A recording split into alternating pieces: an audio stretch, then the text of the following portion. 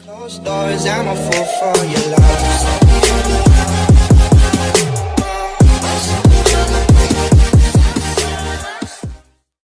Yo, what's up guys? If you're new here, I'm Exotic Hoops and I make daily basketball content. So if that's something you may be interested in, think about subscribing. Also, if you don't mind, go ahead and like the video, it helps get more people, and then more people can enjoy this video that they'll choose to. Anyways, let's go ahead and get into it. So a couple days ago, I made a Boston Celtics trades, rumors, or scenarios video, whatever you want to call it. And I put one Kemba Walker trade in there, but I wasn't too high on trading Kemba at the moment. Because I was like, I knew I heard a lot of rumors about how bad he had been, and, you know, Celtics fans wanting to move him and stuff. And I had seen he had a few bad performances, but I hadn't looked too much into it. I'm going to be honest, I hadn't watched too much Celtics games this year. But I looked into his stat sheet, and I saw he's shooting 36% from the field. And I watched the past game where he just played, and he was just missing a lot of shots that he used to make him the Charlotte Hornets. And really, he's had a lot of bad shooting performances this year. And really, when I got to thinking about it, I'm like, if he's not making his shots, he doesn't add too much for you on defense, right? And at that point, wouldn't you just rather just have someone that can hold their own on defense, maybe, and then you can just give more shots to Tatum and Brown, or even then just give more shots to them and have another guy who maybe can make their own shots to create their own looks, but not be as shot hungry or shot demanding as Kemba Walker. You know, that's a thing to think about. So that's why I'm gonna throw out a few trade scenarios for getting rid of Kemba Walker and getting something valuable back that I think could help the team, but also be a realistic trade for both sides, you know. All right, so the first trade we're gonna go over today is a 3-team trade, and it involves the Magic and the Hawks, and of course the Celtics, because that's what we're talking about right now. And for the Celtics side, as you can see on the screen, they would get Rondo, Vucevic, and Terrence Ross. So obviously, they would get a point guard back for giving Kemba away, and it would reunite Rondo and Boston. So I think that's just a pretty cool thing.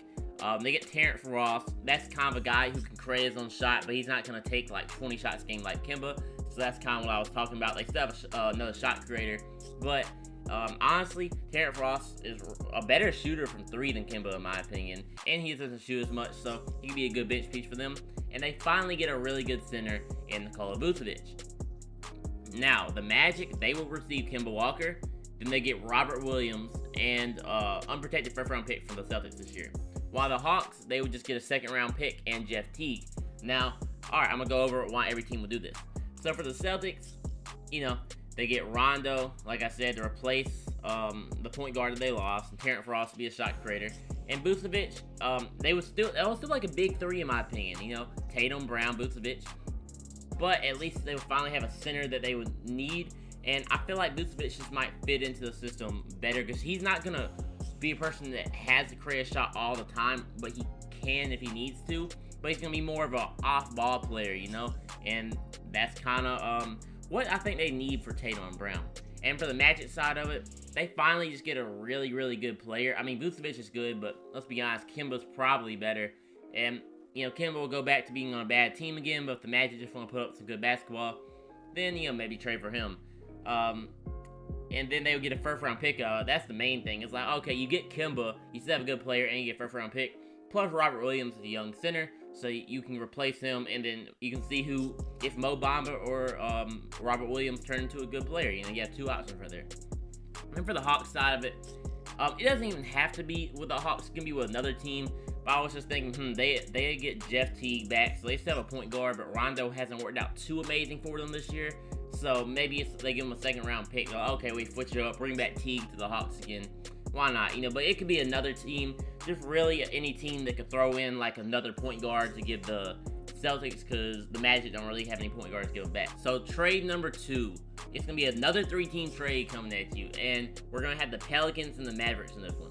So the Celtics, they will receive Lonzo Ball and JJ Redick. The Mavericks will get Nicola Melli and Kemba Walker, and the Pelicans will get James Johnson, Tim Hardaway Jr., and 2 first-round picks. Now let's go over this. So for the Celtics' sake, they would get another shot creator, you know, in JJ Redick. Even though he's had a down year, we all know, man, he's one of the best 3-point shooters in the league, whether it be catch and shoot, whether it be coming off the dribble, coming off the screen. He's going to be able to knock 3-point shots down. That's about all he does, but he's a great shooter and a great teammate. Then you get Lonzo Ball. It'll be your replacement for your point guard. And he's the opposite of what Kemba Walker gives you. He's not going to be a shot creator, not going to be a scorer. But that's okay. You know, they have plenty of scoring on the team in Tatum and Brown, in my opinion. But his three-point shooting has improved a little bit, so he can knock down some open shots. But what he brings you is elite playmaking. They don't really have an elite playmaker on the team, and there you go. And not to mention, he's extremely opposite of Kemba on the defensive end, and he is amazing at defense. He's going to lock down opposing point guards. Comparing him with Smart, Brown, and Tatum, I mean, that's just a defensive nightmare for any opposing coach.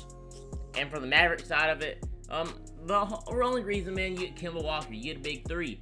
Who doesn't want a big three? I mean, we're talking Kemba, Luka, and Porzingis on offense. Unstoppable. Who is stopping that, man? I don't know. Like I said, offensive nightmare. I mean, what coach is going to be able to stop that? What team? I don't know. But the only problem for the Mavericks is they're not defending anything. They're not going to defend the fly, not an ant. They're not defending anything, man. Because Luka and Porzingis, they aren't really that good defenders.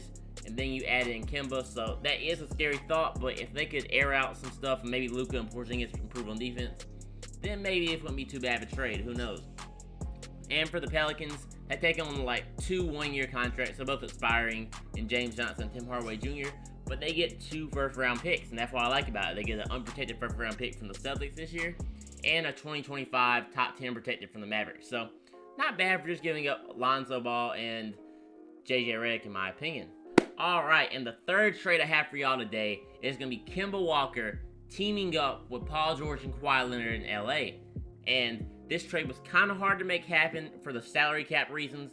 The Clippers had to give a lot of their depth, but I think it'll be worth it. They have a big three. They will still have a few key players off the bench, and I think it'll just bolster their offense even more because they're already a great defensive team, and it'll just give them a little more shot creation on offense outside of Kawhi Leonard and Paul George. Now, what this will entail will be Kemba Walker going to the Clippers in a first and second round pick, but sending to the Celtics, they have to give up Lou Williams, Patrick Beverley, Patrick Patterson, Zubac, and then just a couple throw-in players because they were a few million short. And so let's look at it from both sides. So for the Clippers side, big three, like I said, Kemba Walker, Paul George, Kawhi Leonard. They would also have in their lineup Serge Ibaka and Nicholas Batum to round out the 5. And then off the bench, they would still have Reggie Jackson, Marcus Morris, and Luke Kennard. So in my opinion, that's a very, very solid 8-man rotation. There's going to be players in the buyout market, so all they have to do is get someone like a Trevor Ariza or even an Andre Drummond if he ends up on there, maybe a Blake Griffin.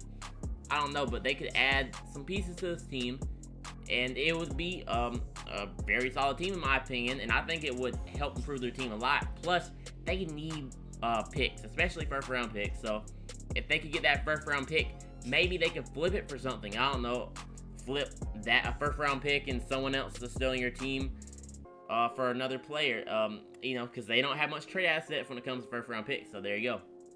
For the Celtics side, there will probably have to be a third team involved because that's a lot of players take on 6 right there. They probably don't care about half of them, but Zubac, he could be a cool center. You know, maybe they send out like one of the other centers. And Patrick Beverley and Lou Williams is the main thing of this trade because, well, for one, you would have Patrick Beverley. He can knock down threes and he can defend, so he'd be your starting point guard. And then you just have a shot creator off the bench. But the main thing I would say they get out of this is they get out of the Kemba Walker contract if they don't believe he can live up to it. Because he is 30 years old. And if they're regretting giving him this contract already, seeing how much Brown and Tatum have improved this season, then maybe they're just like, let's just throw it in. Let's get Patrick Beverley, let's get Lou Williams, and let's just get rid of Kemba Walker and see where that goes. So I can see them doing that. You know, make them a little bit deeper as a team. But at the same time, I'll be honest, this isn't my favorite trade of all of them. My favorite trade out of all these would definitely be the Pelicans one, where they would get Lonzo Ball and JJ Redick. And why that would be is because I don't think they need a crazy scorer at the point guard position. I think if they can get someone that can defend, knock down some open shots, and be an elite playmaker, that's all they need. And that's exactly what Lonzo Ball does for you. And I do think they need more shooting off the bench, which is why I think JJ Redick would be perfect for the Celtics. Because every team he goes to, he's just a great three-point shooter. And he's not a guy that averages like 9 points per game. Like, he's going to average an easy 15 for you off the bench probably if you let him, you know, take over that second unit. So I think that's a trade they should go for. But Comment down below what you think they should do, any trade ideas you have for them. I would definitely like to hear it. Maybe if you think Kemba Walker should stay, tell me why you think he should stay or why you think he should go. But that's all I had time for today, guys. Like I said, man, if you hadn't subscribed yet, there's still time to do so, man. Just hit the red button down there. It's not too late. Also, if you didn't like the video earlier, but now you come to terms and say you like it now, well, you can still hit the like button too, man. Alright, peace out. I'll see y'all later.